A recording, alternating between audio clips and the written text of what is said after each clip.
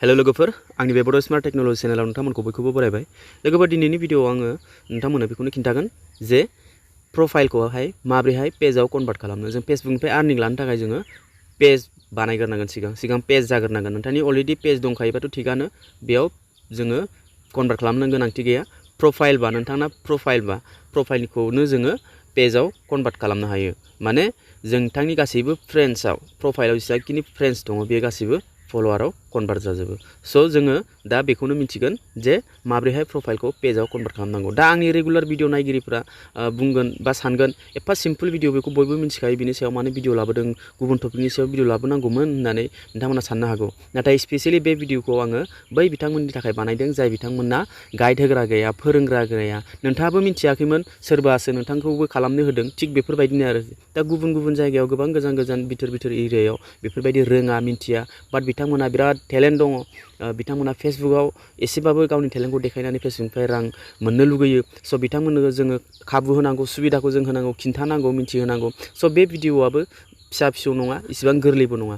जुदि नोंथाङा प्रफेसनेल डेशबर्डनि अपसन ओंखारनायखायसो नोंथाङा पेजाव कनभार्ट खालामो। जुदि अपसनानो गैया अब्ला बेखौ माबोरै खालामगोन?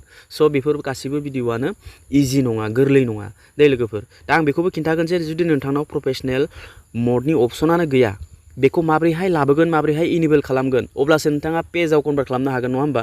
प्रफेसनेल मडनि अपसन थानायखायसो नोंथाङा जोबोद गोरलै होननानै साननानै लानो हागौ। मानो होनबा बेखौ अन खालामब्लानो पेजाव पेज जायो, बेखौ बयबो मिथिखायो होननानै। नाथाय बे प्रफेसनेल मडनि अपसना जुदि गैयाब्ला बेखौ सोर खिन्थागोन, माबोरैहाय लाबोगोन? स' बे भिडिअनि गेजेराव बेखौबो मिथिगोन। अके, स' भिडिअखौ फार्स्टनिफ्राय लानानै जोबजासिम नायलांगोन होननानै आं आसा खालामो। लोगोफोर हमनानै ला नैबे मोनसे प्रफाइल बे मोनसे प्रफाइल, बियो दा पेज जाथ'वाखै, नाथाय आङो दा पेज बानायनानै बिनिफ्राय आर्निं खालामनो सानदों। अब्ला नोंथाङा प्रफाइलनि ओरैजाय राइट साइडनि कर्नाराव 3 डट दङ, बे 3 डटआव नोंथाङा सिम्पलि क्लिक खालामनांगोन। बेयाव क्लिक खालामनायनि सिगां बेयाव क्लिक खालामनानै नोंथाङा नायनांगोन बेयाव प्रफेसनेल मडनि अपसना दंना गैया। नैबे टार्न अन प्रफेसनेल मड बेफोरबायदि अपसन दंना गैया। दङब्लाथ' जोबोद मोजांनि बाथ्रा, नाथाय बेखौ अन खालामनायनि सिगां मोननैसो गोनां खामानिखौ नोंथाङा नोजोर होनांगोन, गोनां खामानि नोंथाङा नायनांगोन। स' बेयाव जुदि प्रफेसनेल मडनि अपसना जुदि दङब्ला मोजां, आरो जुदि गैयाब्ला बेखौ माबोरैहाय नोंथाङा लाबोनो हागोन, माबोरैहाय इनेबल खालामगोन, जायनि दारै नोंथांनि प्रफाइला पेज जागोन। अके, बेखौबो आं नोंथांनो खिन्थागोन। स' फार्स्टआवनो नोंथाङा फेसबुक प्रफाइलखौ पेजाव कनभार्ट खालामनो सानदोंब्ला सिगां नोंथांनि प्रफाइलाव लग दं नामा बेखौ नोंथाङा नोजोर होग्रो। नैबे लग दङब्ला, जुदि नोंथांनि प्रफाइला लगब्ला बियो बिनिफ्राय नोंथाङा आर्निं खालामनो हानाय नङा। मानो होनबा पाब्लिकआनो नुनाय नङा। गासैबो नोंथांनि जिथु सेटिंस, बे सेटिंसफोरखौ खालामनानै लानांगौ। मा सेटिंस खालामनानै लानांगौ बिनि सायाव आङो एक्सट्रा भिडिअ बानायखादों। बारे बे भिडिअखौ आं बानायबाय थाया। स' आङो डिसक्रिपसनाव भिडिअसफोरनि प्लेलिस्टनि लिंकखौ होदों। बेयाव नोंथाङा नायनानै बबे नोंथांनि थाखाय खामानि होनाय भिडिअ नायनानै बुजिनानै लाबानो जाबाय। अके, दानिया नोंथांनि प्रफाइलखौ लक दङब्ला बेयाव लगआव क्लिक खालामनानै बेखौ बेयाव आनलक खालामनानै लाब्लानो जाबाय। आरो गासैबो पाब्लिक जाजोबनांगोन दै। नोंथांनि प्रफाइलावबो नोंथांनि अरिजिनेल रियेल पिकचारा थानांगोन, कभार फट' थानांगोन। बाखि नोंथांनि फेसबुकनि नामा जियानो जाया मानो नोंथांनि फट'आ अरिजिनेल जानांगोन। नाथाय नोंथांनि फेसबुकनि नाम जेब्ला नोंथाङा पेआउट एकाउन्ट साबमिट खालामगोन ना सानसे समाव, अब्ला फेसबुकनि नामखौ होनाङा, नोंथांनि रियेल पेन कार्डनि नामखौसो नोंथाङा होनांगोन दै। बेखौ आं खिन्थाग्रोखाबाय। दानिया पेजाव कनभार्ट खालामनोब्ला नैबे टार्न अन प्रफेसनेल मड दंना, बेयाव नोंथाङा क्लिक खालामनांगोन बेहाय दै। बेयाव क्लिक खालामनानै नैबेयाव आरो खनसे टार्न अन नुजाबावगोन, बेयाव खनसे क्लिक खालामबावदो। बेयाव क्लिक खालामनानै नेक्स्ट खालामलांबाय था, बेखौ नेक्स्ट खालामलांबाय था। ओमफ्राय नैबे दङ पाब्लिक साजेस्टेड, बेखौ पाब्लिकआवनो दोन आरो नेक्स्ट खालामबाव। बिनिफ्राय कनफार्म खालामनानै हो खनसे। बे गासैबो पाब्लिक जाजोब्बाय। अके, बे गासैबो public. Who can see people page and list you follow', public profile info' बे public, who can comment on your public post, बे गासैबो पाब्लिक जाखाबाय। बेखौ कनफार्म खालामनानै होबावदो। बिनिफ्राय बेखौ कनफार्म खालामखांनायनि उनाव नैबे गाहायाव खनसे नेक्स्ट क्लिक खालामबावदो आरो खनसे नेक्स्ट बाव। दा आरो खनसे बेखौ नेक्स्ट खालामबावदो। ओमफ्राय congrats you are ready to start using professional mode okay बेफोरबायदि ओंखारबाय go to professional dashboard आव नोंथाङा खनसे क्लिक खालामब्लानो नोंथांनि फेसबुकआ माने प्रफाइला पेज जाबाय आरो दा बेयाव I want to reach more people आव बेखौ दोन I want to maximize my earning को नोंथाङा दा सानथ'नाङा नोंथाङा गासै पिपुल्स माने पाब्लिकनि सायाव नोंथांनि जेसेखिनि पाब्लिक मोनगोन एसेखिनि दा मोजां नङा होमबा फलोवार्सबो मोनगोन आरो इंगेजमेन्टबो जागोन स' बेखौ I want to reach more people आव दोन ओमफ्राय आपडेटआव खनसे थुनानै हो नोंथाङा बियो पेजआव कनभार्ट जाबाय आरोखि दै बाखि बेखौ पेज खालामखांनायनि उनाव मा सेटिंग्स खालामना लाबावनांगौ बिनि सायाव डिसक्रिपसनाव भिडिअ दंखायो बेखौ गोसोआव ला दानिया बिनथानिया पेज जाबाय नोंथाङा नायनो हागोन बेखौ रिफ्रेश खालामबा नै प्रोफेशनल डैशबोर्ड जाबाय बेयाव फलोवार्स फैबाय नोंथांनि जितु फ्रेन्ड्स दंमोन ना बे फलोवार्सआव कनभार्ट जाजोबबाय नै बिनिफ्राय थ्रि डटआव क्लिक खालामनानै नोंथाङा भिउ एज दंना बे भिउ एजआव जेब्ला क्लिक खालामगोन अब्ला नायनो हागोन गुबुना नोंथांनि प्रफाइलखौ माबायदि नुयो नोंथांनि पेजखौ नै फल' बेफोरबायदि गुबुना नुयो आरोखि स' दानिया दा गोबाङानो माने किसुमाना प्रोफेशनल मडनि अपसनखौ माने अन खालामखांनायनि उनाव सोरबा मा नांजायोथाय आखाया बेयाव थांनानै अफ खालामना लाफ्लाङो दा बेखौ आं अन खालामबाय नङा होमबा बेखौ अन खालामबाय माने बियो टार्न अफ प्रोफेशनल मड बेफोरबायदि जानानै दं नोंथाङा नाय प्रफाइल भिउ एजआव क्लिक खालामनानै नायनानै बेयाव फल'नि अपसन ओंखारदोंबा नोंथाङा अलरेडि प्रोफेशनल मडआ अनखा अब्लाबो नोंथाङा मोना माखासे मा खालामनानै लायो नैबे टार्न अफनि अपसनावनो क्लिक खालामनानै नैबेयाव कन्टिनिउ क्लिक खालामसै ओमफ्राय टार्न अफआव क्लिक खालामनोसै टार्न अफआव क्लिक खालामनाय लोगो नैबे रिभिउ डिफल्ट सेटिंग्स दंना बेयाव क्लिक खालामनानै नैबेयाव आरो नेक्स्टआव क्लिक खालामनानै मा खालामो कनफार्म खालामो बेखौ कनफार्म खालामो माने बे अन खालामनाय बायदि अन खालामदों होननानै सानना लादों खिन्थु बे अफसो जादों दै बे दानाव क्लिक खालामना होसिगोन ओमफ्राय खनसे रिफ्रेश खालामदो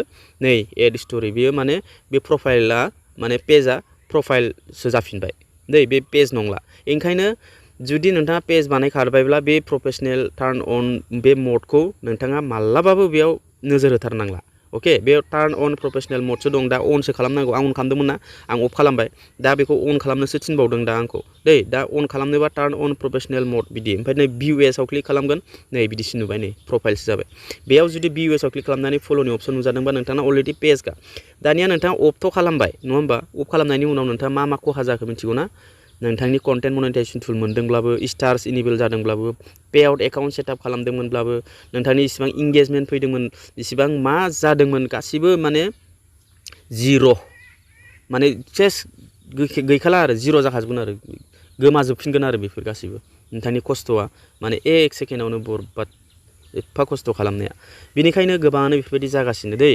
बेनिखायनो जोङो बेखौ मालाबाबो अन खालामखांनायनि उनाव बेखौ अफ खालामफिननाङा फारसेनिफ्राय नोंथांनि एफा खस्थ' खालामनानै जि एसे टुल्स मोनदोंमोन जि एसे आर्निं जादोंमोन जि एसे नोंथाङा सुबिदाखौ मोनदोंमोन बे गासैबो जिर' जालांजोबगोन आरोखि फुरा शून्य बेनिखायनो जोङो अफ खालामफिननाङा बेखौ गोसोआव ला दानिया आं खिन्थानोसै टार्न अन प्रोफेशनल मडनि अपसनानो गैया बेहाय नोंथाङा माबोरैहाय पेज बानायगोन दै कन्डिशन्सखौबो आं खिन्थागोन आरो बेखौ जुदि इनेबल खालामनो थाखाय नोंथाङा बे टार्न अन प्रोफेशनल मडनि अपसनखौ लाबोनो थाखाय नोंथाङा जुदि बायदि रोखोमनि नोंथाङा गोबां भिडिअसफोर नायदोंब्ला आरो बिनि सलिउसनखौ मोनाखैब्ला दिनै आङो नोंथांनो राइट सलिउसन मोनसे होगोन नोंथाङा बेखौ फल' खालामनांगोन दै दा बेयाव टार्न अन प्रोफेशनल मड अपसन गैयाब्ला नोंथाङा मा खालामनांगोन फार्स्टआवनो नोंथाङा मा खालामनो हायो बिनि मोनसे स्क्रिनशट ला बेफोरबायदि बिनि मोनसे स्क्रिनशट ला बिनिफ्राय नैबेनि गाहायाव कपि लिंक दं बेखौ कपि खालामनानै कन्टिनिउ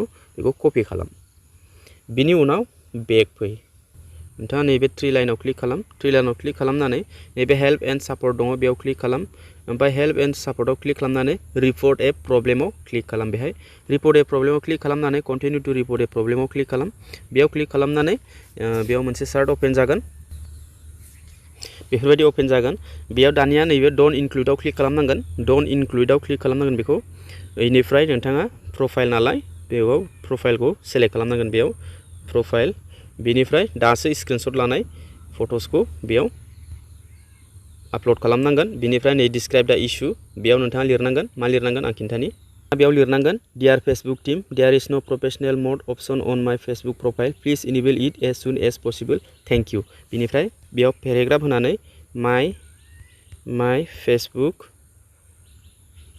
एकाउन्ट बेनिफ्राय दानिसो लिंक कपि खालामनायखौ बेयाव पेस्ट खालामनानै हो पेस्ट खालामनानै नैबे गोजौआव सेन्ड रिपर्ट बे गोजौआव सेन्ड खालामनानै होबानो जाबाय बेफोरबायदि दै बेबायदि सेन्ड खालामनानै हो बेयो सेन्ड जागोन जुदिहे बेयाव सेन्ड खालामखांनायनि उनावबो साननै सानथाम सप्तासे सप्तानै मास मोनसे जालायबाय प्रफेशनेल मडनि अपसना जुदि फैयाखै अब्ला मा खालामनांगोन नोंथाङा अके बेखौ नोंथाङा खालामथारनांगोन अब्ला नोंथाङा मा खालामनांगोन बेखौ फेसबुकखौ लिभ खालामनांगोन बेखौ नोंथाङा गारनांगोन गोदान मोनसे फेसबुक प्रफाइल बा पेज नोंथाङा क्रिएट खालामनांगोन दै नोंथाङा प्रफेशनेल मडनि अपसना जुदि फैयाखैब्ला बेयाव मानो इसिबां नांथाबबाय थानो फैयो फैनाया नैबे दा रिपर्ट हरदोंना सोरनाबा थाबैनो फैयो सोरनाबा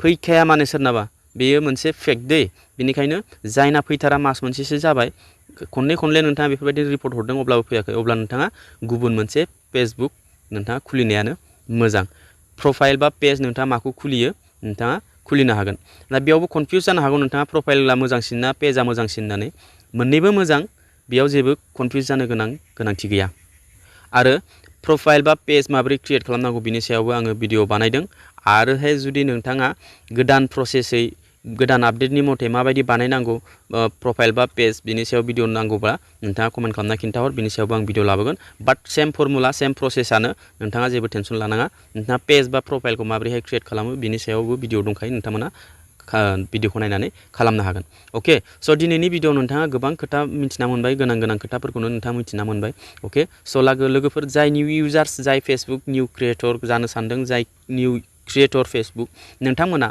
बे भिडिअनिफ्राय हाजासे माबा मोनसे सोलोंनानै लानानै थांनो हादोंब्ला भिडिअखौ लाइक खालाम आरो जुदि नोंथाङा आंजों गोरोबनानै नोंथाङा नोंथांनि बेसिकनिफ्राय लानानै स्टेप बाय स्टेप आं जिखुनु मोनसे फेसबुकनियानो जा इउटुबनियानो जा आं नोंथांमोननो गाइड होबोगासिनो नोंथांमोना आंनि प्लेलिस्टआव चेक खालामनानै नायनानै बे आरोबाव गोनां खामानिफोरखौ नोंथाङा मावनानै लानो हागोन अके लोगोफोर आइ होप नोंथाङा भिडिअखौ मोजां मोनदोंबा लाइक खालामदो चेनेलाव फार्स्ट टाइम फैदोंब्ला चेनेलखौ साबस्क्राइब खालामनानै बेलनि अल नटिफिकेसन खालामनानै होदो जाहाथे बेफोरबायदि इनफर्मेटिभ भिडिअ नोंथांमोना नुबाय थानो मोनो अब्ला लोगो मोनगोन नेक्स्ट भिडिअ टाटा bye bye and take care